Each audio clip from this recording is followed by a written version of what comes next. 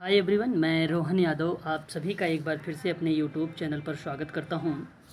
जैसा कि आप सभी लोगों को पता है कि मैं अपने यूट्यूब चैनल पर समाजकारी से संबंधित संपूर्ण जानकारी आप लोगों को प्रोवाइड कराता हूं और मैं प्रतिदिन आप लोगों के लिए NTA UGC नेट समाजकार्य द्वितीय प्रश्न पत्र पर चर्चा करता हूं।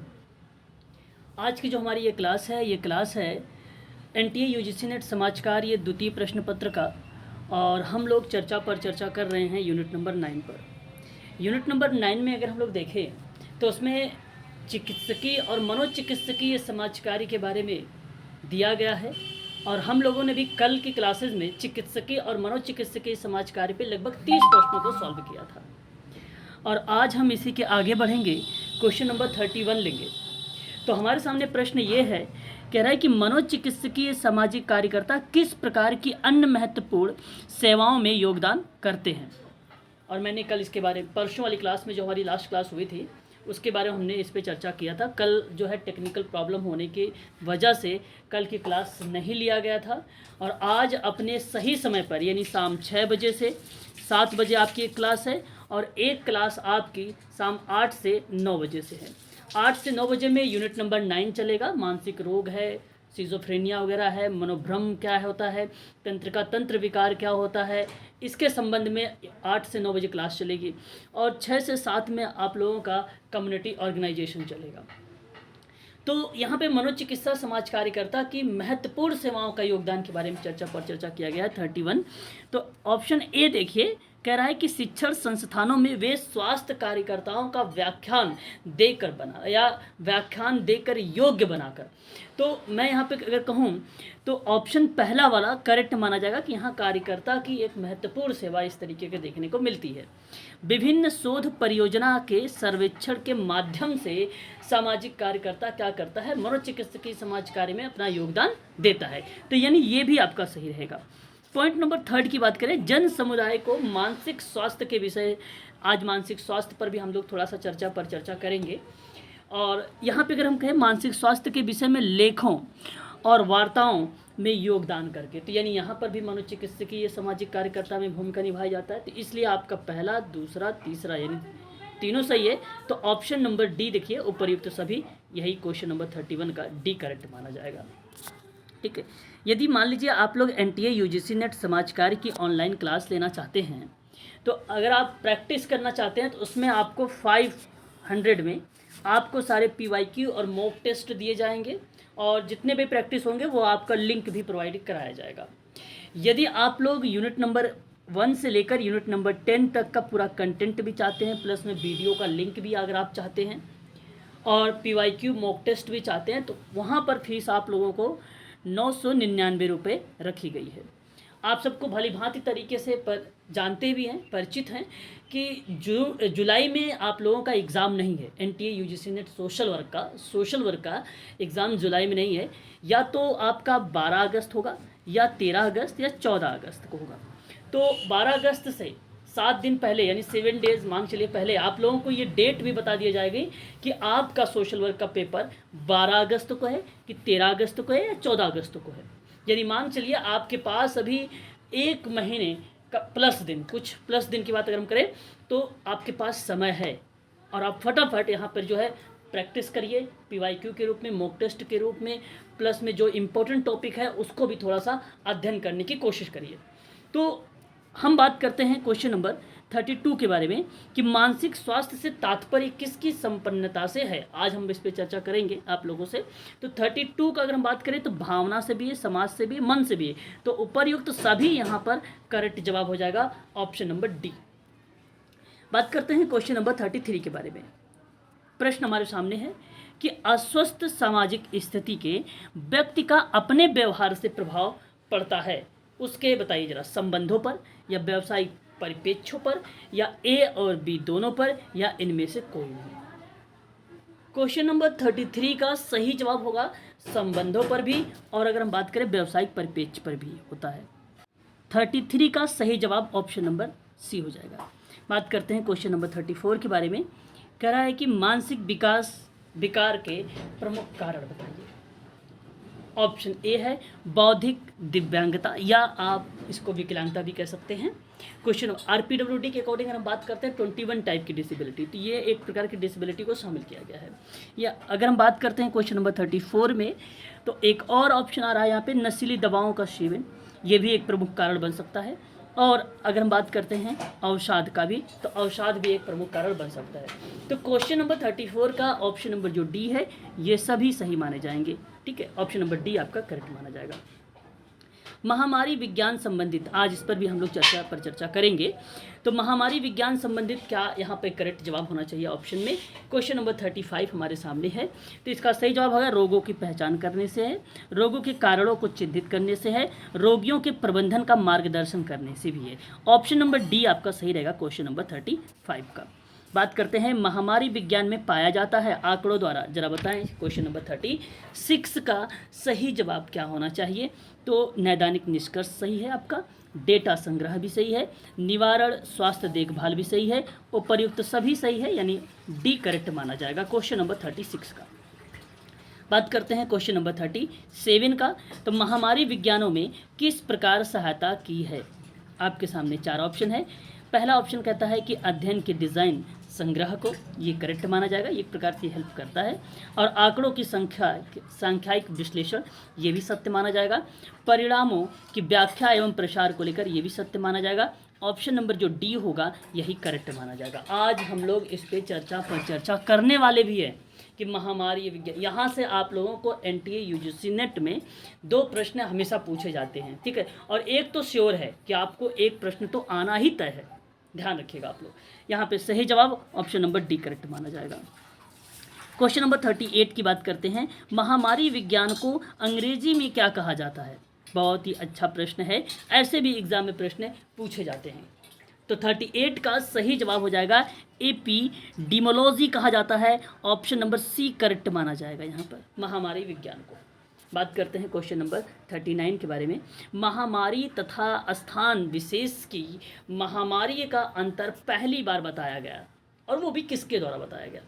जरा बताएं, महामारी और स्थान विशेष की महामारी में अंतर पहली बार किस विद्वान ने बताया था?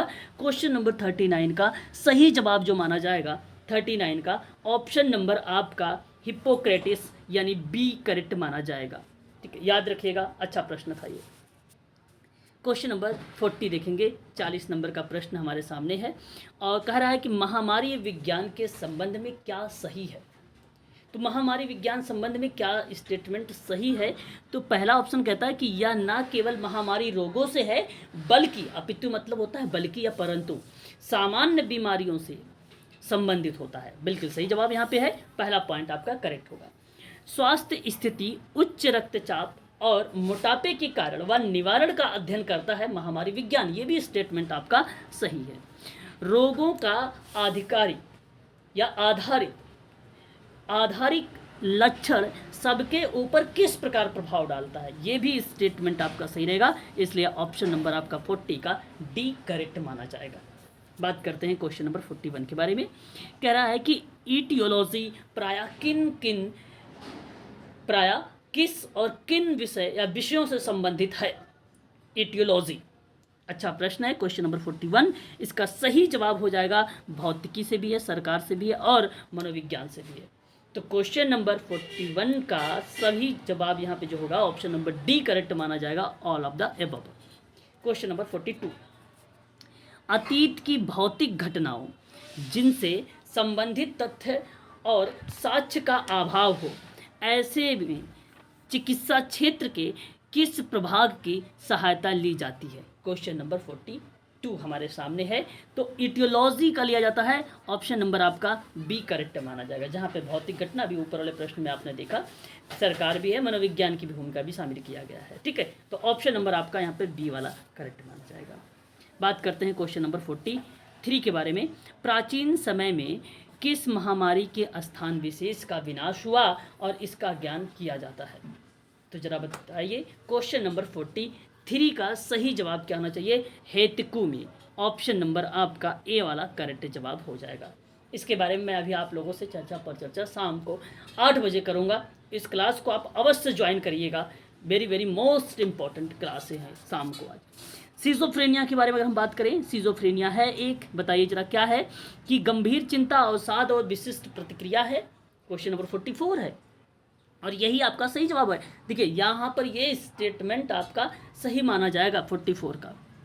बात करते हैं शारीरिक स्वास्थ्य के प्रतिकूल जो है अभिक्रिया, गलत जवाब हो जाएगा। श्वसन संबंधी समस्या, गलत जवाब हो जाएगा। उपरयुक्त सभी यहाँ पे कहने का मतलब question number 44 option number A correct रहेगा। गंभीर चिंता अवसाद की विशिष्ट प्रतिक्रिया है। अवसाद से प्रश्न एग्जाम में बनाए गए हैं, आप लोग जानते हैं। यहाँ तक कि तनाव को लेकर भी प्रश्न 2014 में दिसंबर में आया हुआ है और तनाव को लेकर 3 प्रश्न यहाँ से मैं बता रहा हूँ 2014 की अगर मैं बात करूँ, यहाँ से लगभग मान चलिए 8-10 प्रश्न उठाए थे। आप देख लीजिएगा 2014 का पेपर, और वहाँ पे जो है अप्रोच टू मेंटल हेल्थ को लेकर, इलनेस को लेकर किताब पूछ लिया किसने दिया है, मनोभ्रम क्या होता है, मनोविक्षिप्त व्यक्ति में क्या होता है, ये सारी चीज़ें हम जिक्र करेंगे। तनाव कितने टाइप के होते हैं, तनाव से उत्पन्न होने वाले रोगों में कौन सी चीज़ें शामिल नहीं है, ये भी शामिल कर बताया था उसमें, है ना। जैसे शामिल क्या क्या ऑप्शन में क्या क्या था, देखो शराब की लत तनाव में आएगा, एसिड अटैक रोग ये भी तनाव में आएगा, दमा भी है, अल्जाइमर एक ऑप्शन था जो कि तनाव से नहीं था, ऑप्शन नंबर वही करेक्ट था, है ना। तनाव से पूछ लिया था, जुड़े विकार का कारण बताइए जरा, उसका क्या प्रभाव पड़ते हैं। ऐसे भी प्रश्न एग्जाम में आप लोगों को देखने को मिलेंगे, मैं आप लोगों से चर्चा करूंगा। यदि आप ऑनलाइन क्लास लेना चाहते हैं समाज कार्य का, तो आप मुझे व्हाट्सअप कर सकते हो और कॉल भी कर सकते हो 8506031308 पर, ठीक है। आप कॉल के माध्यम से भी NTA UGC नेट समाज कार्य के संबंध में पूरी जानकारी ले सकते हो। क्वेश्चन नंबर 45 देखिए, व्यक्ति के प्रारंभिक जीवन में कभी कभी मानसिक आघात लगते हैं जो उसके भावी जीवन के संपूर्ण व्यक्तित्व और संवेगात्मक विकास विकृति करते हैं, विकास को विकृति करते हैं। और यह किसके लक्षण उत्पन्न है, आप बताइए जरा, सिजोफ्रेनिया या मनोभाजन। याद रखेगा मनोभाजन जो है सिजोफ्रेनिया का ही एक प्रकार से पर्यायवाची शब्द है। क्वेश्चन नंबर 45 का ऑप्शन नंबर जो सी करेक्ट माना जाएगा, यहाँ पर ऑप्शन नंबर सी, सिजोफ्रेनिया और मनोभाजन is the right answer. Question number 46 देखिए, संवेगात्मक रूप में देखा जाए तो हम पाते हैं कि मानव की डैश अत्यंत तनाव और संघर्ष की अवस्था होती है। बात तो सही है, तो 46 का सही जवाब होना चाहिए। ये कंडीशन युवावस्था में नहीं होती, ना ही प्रौढ़ावस्था में होती है, बल्कि किशोरावस्था में देखने को मिलता है। Option number C is the right answer होगा यहाँ पे, इस चीज़ को भी आप लोग ध्यान रखिएगा। क्वेश्चन नंबर 47 की बात करते हैं, दूषित प्रौढ़ावस्था का एक प्रमुख कारण आप बताइए, इनमें से 4 ऑप्शन है आपके सामने। क्वेश्चन नंबर 47 हमारे सामने है। तो देखिए, प्रौढ़ावस्था के आगमन के लिए पर्याप्त तैयार नहीं कर पाते हैं, एक कारण ये है क्या, दूषित प्रौढ़ावस्था का, बिल्कुल करेक्ट जवाब। यहाँ पे ध्यान दीजिएगा आप लोग, क्वेश्चन नंबर 47 का अच्छा प्रश्न है। प्रौढ़ होते ही व्यक्ति की संयुक्त परिवार से अलग कर दिया जाता है, बात तो ये भी सत्य है भाई। और आर्थिक स्वावलंबन से पूर्व, ध्यान रखिएगा, आर्थिक स्वावलंबन से पूर्व ही जिम्मेदारियां उठा लेते हैं। और यहाँ पर ये भी सही है, उपरयुक्त सभी करेक्ट जवाब हो जाएगा। Question number 47 option number D correct रहेगा। क्वेश्चन नंबर 48 देखिए, ये प्रश्न वेरी वेरी मोस्ट इंपॉर्टेंट, ऐसे प्रश्न आजकल जो है ट्रेंड में भी चल रहे हैं। तो समाज में किसी व्यक्ति की मानसिक रोग उत्पन्न होने के लिए क्या उत्तरदायी है, संस्कृति, संगठन या परंपराएं। कूट आप देखिए, केवल 1, केवल 2, सी में देखिए 1 और 3, और डी में देखिए आप लोग 1, 2, 3। 48 का सही जवाब हो जाएगा, यहाँ पे तीनों करेक्ट जवाब हो जाएंगे, जहाँ पे मानसिक रोग उत्पन्न होने के लिए उत्तरदायी होता है, संगठन भी होता है, परंपराएं भी होती है, संस्कृति भी होती है। क्वेश्चन नंबर 49, सिजोफ्रेनिया के संदर्भ में, ठीक है, मानसिक तनाव के अंतर्गत क्या सत्य है, समाज जितना सीधा साधा होगा मानसिक रोग उतने ही कम होंगे। क्या इस बात से सहमत हैं? 49 में बिल्कुल सहमत होना भी पड़ेगा, सही जवाब है। समाज भौतिक प्रगति के लिए जितना संघर्षरत होगा, सामाजिक तनाव और संघर्ष उतने ही अधिक होंगे। और ये भी सही है, ऑप्शन नंबर सी करेक्ट रहेगा, 1 और बी, यानी ए और बी दोनों सही है। क्वेश्चन नंबर 50 देख लीजिए। 50 कह रहा है कि निम्नलिखित में से कौन से कारक मानसिक तनाव या सिजोफ्रेनिया का सृजन करता है। क्वेश्चन नंबर 50 है, प्रजाति भेदभाव, दूषित समाज, सामाजिक तनाव, उपरयुक्त सभी, यहाँ पे यानी सभी, ऑप्शन नंबर डी करेक्ट माना जाएगा, करेक्ट। चलिए क्वेश्चन नंबर 51 देखिए, मनोदशा विकार के अंतर्गत आते हैं। जरा मुझे बताइए मनोदशा विकार के अंतर्गत क्या क्या चीज़ें शामिल की गई हैं। अगर हम बात करें यहाँ पर मनोदशा विकार के अंतर्गत क्या क्या चीज़ें शामिल की गई हैं, तो इसका सही जवाब हो जाएगा उन्माद और या हाइपोनिया। ठीक है, हाइपोमेनिया, ये आपका ये सही जवाब है। उदास और मनोदशाएं, ये देखो हाइपोमेनिया क्या होता है, इन सारी चीज़ों के बारे में हम जिक्र करेंगे। अवसाद एकाग्र जो है ग्रस्तता विकार, ये भी सही है। ऑप्शन नंबर यहाँ पर डी वाला करेक्ट माना जाएगा, यानी सभी सही है, मनोदशा विकार के अंतर्गत आते हैं। नैदानिक अवसाद का मतलब क्या होता है, यह आपको बताना है। नैदानिक अवसाद का मतलब क्या, प्रमुख अवसाद ग्रस्तता विकार से है। क्वेश्चन नंबर जो है 52 का, और यही सही जवाब हो जाएगा ऑप्शन नंबर ए। इसी से, मनोभाजन से नहीं है, मंदबुद्धिता से नहीं है, मानसिक असंतुलन से नहीं है। ये मानसिक असंतुलन को आप कह सकते हैं मानसिक रुग्णता भी बोल सकते हैं। ठीक है, मानसिक बीमारी भी। ऑप्शन नंबर आपका पहला सही रहेगा यहाँ पर। क्वेश्चन नंबर 53 देखिए, कह रहा है कि यूरोप में किए गए महामारी विज्ञान के अध्ययन से पता चला कि विश्व की कितनी प्रतिशत जनसंख्या डिप्रेशन से ग्रस्त है, या डिप्रेशन से अवसादग्रस्त विकार से है। अब ये ध्यान रखिएगा, यूरोप में किए गए महामारी विज्ञान का अध्ययन से पता चला है ये बात। क्वेश्चन नंबर 53 का सही जवाब 8.5 B is the right answer हो जाएगा आपका। यहाँ पे फैक्ट है ये आपके लिए। विश्व में मानसिक विकार से ग्रसित बच्चों की कुल जनसंख्या का अनुपात कितना बताया गया है विश्व में। क्वेश्चन नंबर 54 का सही जवाब हो जाएगा ऑप्शन नंबर ए, 10 से 20%।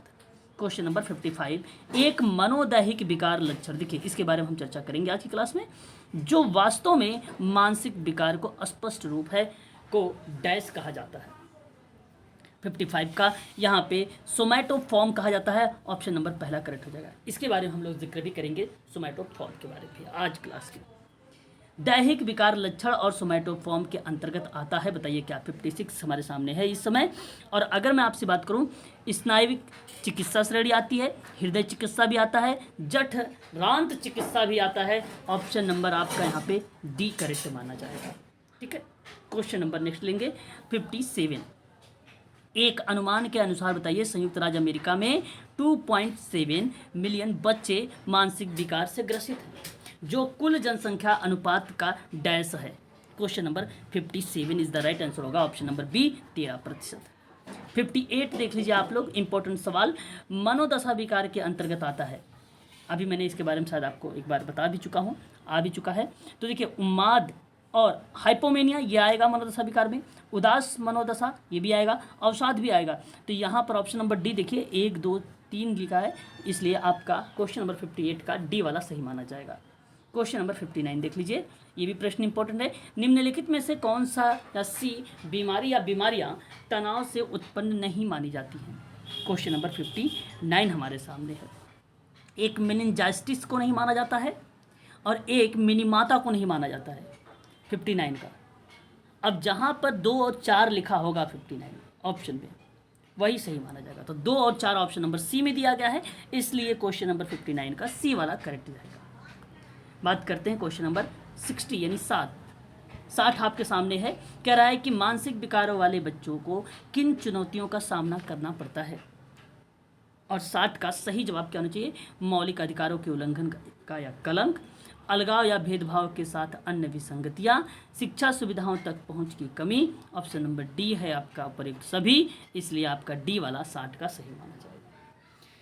याद रखिएगा, आज मैंने आप लोगों को जो है 30 क्वेश्चंस आज करवाए हैं, कल भी 30 क्वेश्चन करवाए थे। कुल टोटल मिला जुला के आपके 60 क्वेश्चन हो गए यूनिट नंबर 9 में, चिकित्सकीय और मनोचिकित्सकीय समाज कार्य में। लगभग मैंने 105 क्वेश्चन लिए हैं। आपके सामने अभी 45 क्वेश्चन पड़े हुए हैं, 45 क्वेश्चंस, और ये 45 क्वेश्चंस जो है हम लोग कल कवर कर लेंगे, कल वाली क्लास में कवर कर लेंगे। ठीक है, यदि आप NTA UGC नेट समाज कार्य की ऑनलाइन क्लास लेना चाहते हैं तो आप लोग संपर्क कर सकते हो 8506031308 पर, व्हाट्सअप कर सकते हो, कॉल के माध्यम से भी क्लासेस प्राप्त कर सकते हो। याद रखिएगा, NTA UGC नेट में यदि आप यूनिट 1 से लेकर 10 तक की PDF चाहेंगे तो आपकी फ़ीस रखी जाएगी वहाँ पे 999 रुपये में, जहाँ आपका PYQ मॉक टेस्ट सारी चीज़ें इन्वॉल्व की गई है। और अगर आप 500 में लेना चाहते हैं तो 500 रुपये में आपको केवल प्रैक्टिस करवाया जाएगा, मॉक टेस्ट करवाया जाएगा, PYQ करवाया जाएगा, उसकी PDF भी दी जाएगी और वीडियो का लिंक भी आप लोगों को दिया जाएगा उसका, केवल क्वेश्चन का, याद रहे। ठीक है, अधिक जानकारी के लिए आप संपर्क करिए। ठीक है, तो आज के लिए बस इतना ही। शाम को फिर मुलाकात करते हैं 6 बजे भी और 8 बजे की क्लास में।